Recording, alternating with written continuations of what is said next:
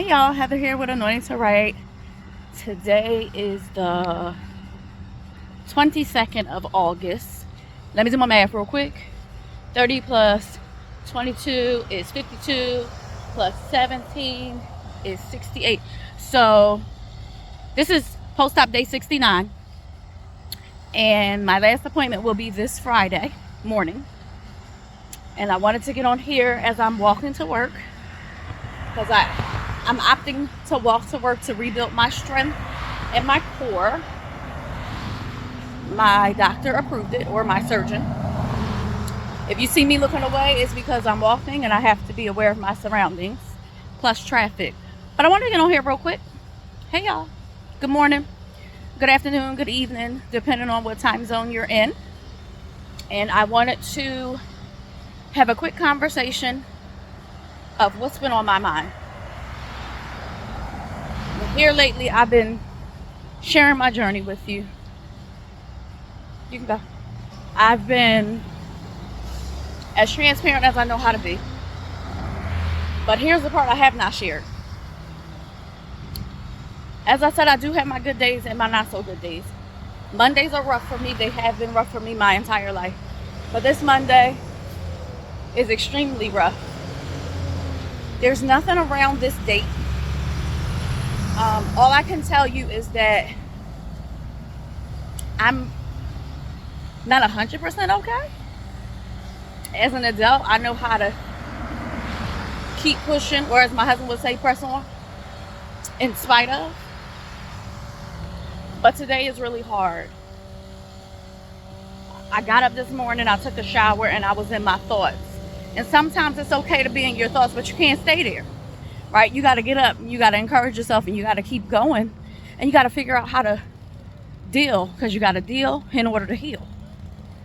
So, sitting there and I'm thinking, it started on Saturday. We went to go clean the church, and I sat and I thought, I'm sitting in the church, and I'm feeling some type of way for a couple of things.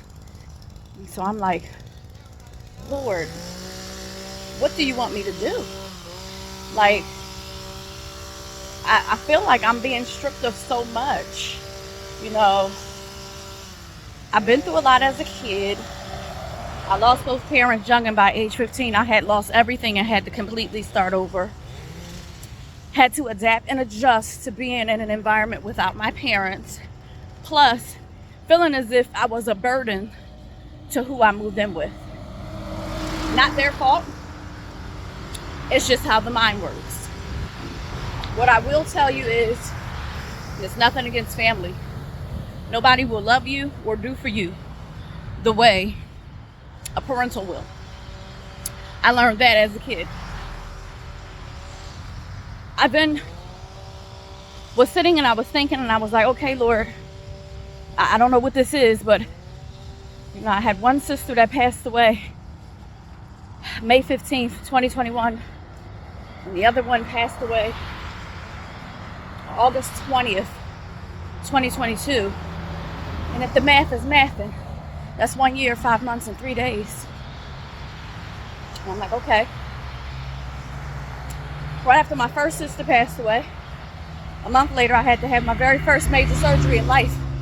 Scared out of my mind. While the sister that passed away in 2022 was going through certain procedures and, not procedures, what's the word? She was going through chemotherapy for breast cancer. Because if you remember, guys, I'm sorry, that was 2018 that she went through that. Because that's when I found out we carried the same cancer gene. 2021, she actually, at the time that I got my surgery, was in remission from breast cancer. So God had showed himself up and showed out and answered prayer. So I go through this surgery, and then I come out, and my sister is my person aside from my husband. She's who I called to talk to because she had major surgeries. And just when I thought we couldn't get any closer, we got closer. My husband and I would ride to see her like every weekend all the way from where we live to Philadelphia. About a 45-minute ride both ways. And we would just sit with her. There was nothing to do. We just sat with her. Because although she was in remission, she still was weak. So, I'm going somewhere with this if you give me a few moments. So then, my sister has a conversation with me on a Sunday. We're in a room by ourselves. And I remember she's in hospice. And so she takes my hand and she looks me in my face and she says, I don't want you to end up like me. Have the preventative surgeries. Now it's taken, I'm a pretty strong person. But it's taken everything in me not to show her my emotions. Because as the older sister, her concern was always me, even on her deathbed. Her concern was, how's Heather going to take this? You know, and you hear all these testimonies of people going through things and being healed, and that's great. And I love the Winans family, and they shared the testimony of Ronald Winans' heart exploding on the table, and he died, and they prayed for the surgeon. The surgeon went back, and he was their modern day Lazarus. I still believe those miracles happen. But what happens when you're doing everything and you're praying and God takes your loved one anyhow? Well, that could shake anybody's faith. But what I want to share is we have to be oh so careful to be specific in what we ask for in our prayer, because if your prayer is to heal somebody and they pass away, believe they're healed, just not on this side.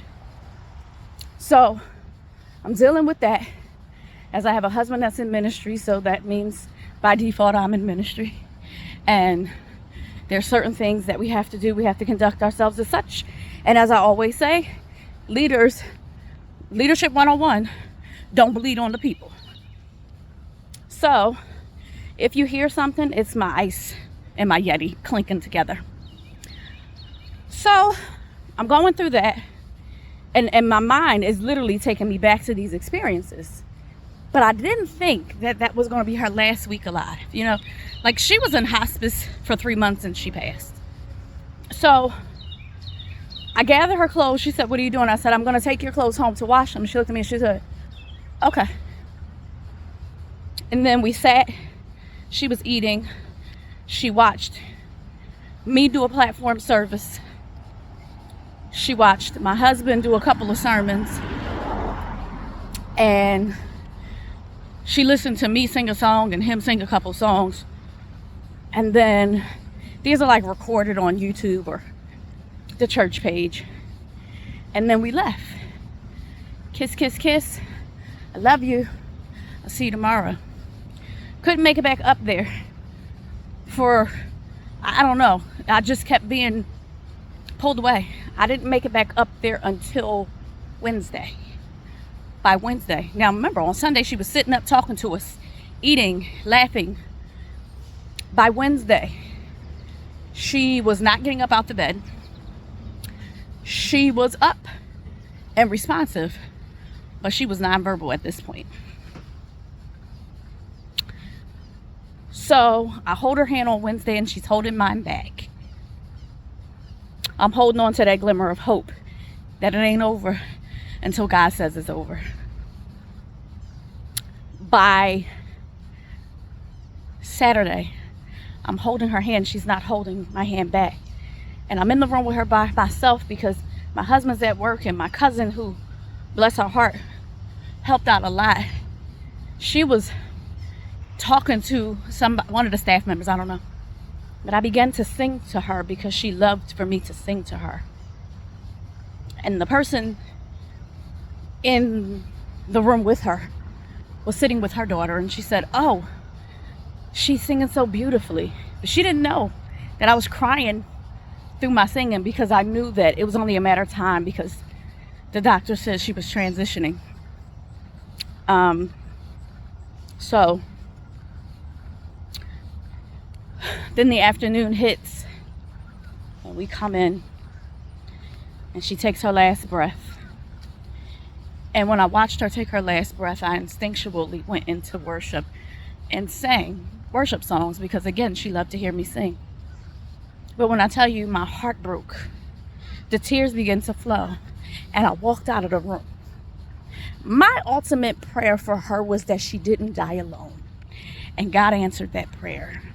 So I find hope in that because it was myself, my husband, my cousin, my brother, and my sister-in-law all there with her. And she knew we were there. And I needed her to have that. But yesterday, I kind of got emotional because I'm like, I just had a surgery that she couldn't have, but that would have prevented her from dying at 48. And it almost was as if I had survivor's guilt. And I'm not sure if any of you have ever had survivor's guilt, but it's a thing and it's hard. And to this day, I really struggle with the fact that I'm here because I remember telling her if I could take that cup from you, I would, but I can't. And that's major because I've never said nothing like that to anyone before. But I got on here to share that just because it looks like people have it together and people are okay, people are doing the best that they know how to do. So be gentle with yourself and with others and have a blessed rest of your day.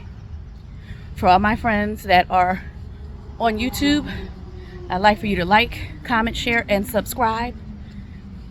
And I will see you guys next time. Bye.